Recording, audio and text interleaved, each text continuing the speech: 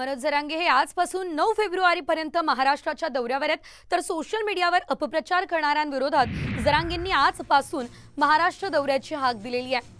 तर आरक्षण मिळालं तरीही काहींकडून गैरसमज पसरवण्याचं काम होतंय, हा जरांगेंचा आरोप आहे। दरम्यान 9 फेब्रुवारीपर्यंत सरकारनं सगळे सोयऱ्यांबाबत कायद्याची अंमलबजावणी करावी अशी जरांगेंची मागणी आहे। अन्यथा 10 फेब्रुवारीपासून पुन्हा आमरण उपोषण करू, मनोज जरांगे पाटील यांनी आता हा इशारा दिलाय।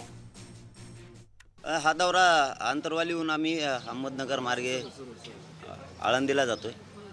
आळंदीला मोठा कार्यक्रम आहे पुणे जिल्ह्यात। 7 तारखेला सकाळी आम्ही खोपोली मार्गे पनवेल मार्गे कामोठ्याला जातोय, तिथे एक मोठा कार्यक्रम आहे कामोठ्याला। त्यानंतर नवी मुंबई चेंबूर छोटे तिथं पण कार्यक्रम आहे। ते करत आम्ही सायंकाळी 6 वाजता दादरला कार्यक्रम आहे। तो कार्यक्रमाच्या अगोदर वकील बांधवांची पण बैठक आहे 4 वाजता।